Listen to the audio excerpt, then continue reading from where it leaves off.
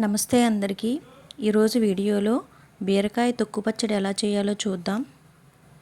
బీరకాయ తొక్కును శుభ్రంగా కడుక్కొని వీడియోలో చూస్తున్నట్టు ముక్కలుగా కట్ చేసుకోవాలి. ఒక టమాటా తీసుకొని ముక్కలుగా కట్ చేసుకోవాలి. 8 పచ్చిమిర్చి తీసుకొని ముక్కలుగా కట్ చేసుకోవాలి.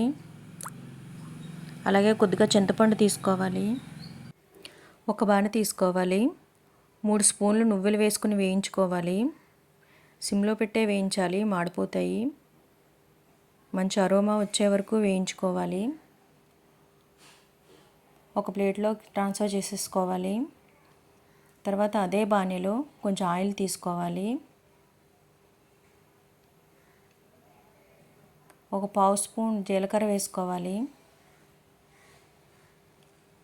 తర్వాత 7-8 వెల్లుల్లి రేకులు వేసుకోవాలి. చిన్నవైతే 7-8 వేసుకోవాలి, పెద్దవైతే ఒక 4-5 సరిపోతాయి.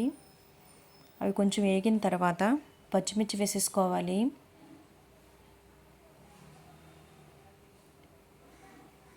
తర్వాత ఒకసారి మిక్స్ చేసేసుకోవాలి.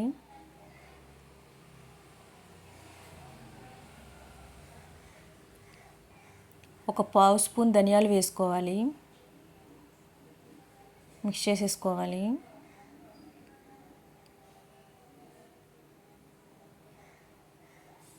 కొంచెం వేగితే సరిపోతుందండి.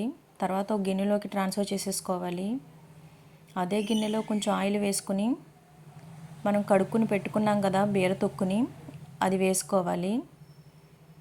ఒకసారి మిక్స్ చేసుకోవాలి. ఈ ముక్కల్లో ఉండే వాటర్ అంతా పోయేంత వరకు వేయించుకోవాలి. బాగా వేగవలసిన అవసరం లేదు, కొంచెం వేగితే సరిపోతుంది.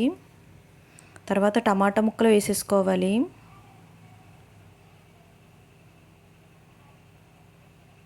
ఒకసారి మిక్స్ చేసుకోవాలి.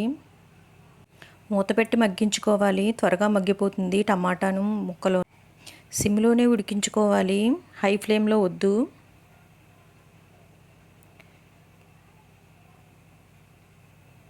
తర్వాత వేడి నీళ్ళలో చింతపండు నానబెట్టుకోవాలి. తర్వాత నానబెట్టిన చింతపండు వేసేసుకోవాలి ఆ వాటర్తో సహా.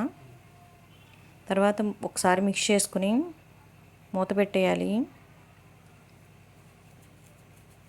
తర్వాత సిమ్లో ఒక 5 నిమిషాలు మగ్గించాలి. తర్వాత కొత్తిమీర తరుగు వేసుకోవాలి. ఒకసారి మిక్స్ చేసుకుని ఒక 5 నిమిషాలు మగ్గించిన తర్వాత టమాటా ముక్క మెత్తబడిందో లేదో ఒకసారి చెక్ చేసుకుని ఇంకో 5 నిమిషాలు మగ్గించుకోవాలి. తర్వాత స్టవ్ ఆఫ్ చేసేసుకుని బాగా చల్లారనివ్వాలి. తర్వాత మిక్సీ జార్లో నువ్వులు తీసుకుని పొడి చేసేసుకోవాలి.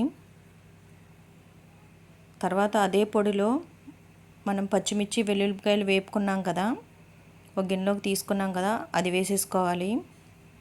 కొంచెం సాల్ట్ వేసుకోవాలి. తర్వాత మిక్సీ పట్టేసుకోవాలి దాన్ని.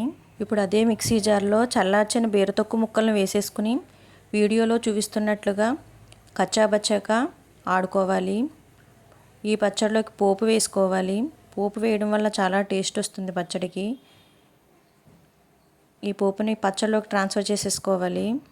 టేస్టీ, హెల్దీ, పుల్ల పుల్లగా, కారం కారంగా ఉండే బీరకాయ తొక్కు పచ్చడి రెడీ అయిపోయింది. ఒకసారి ట్రై చేసి చూడండి, చాలా బాగుంటుంది. Thank you for watching this video.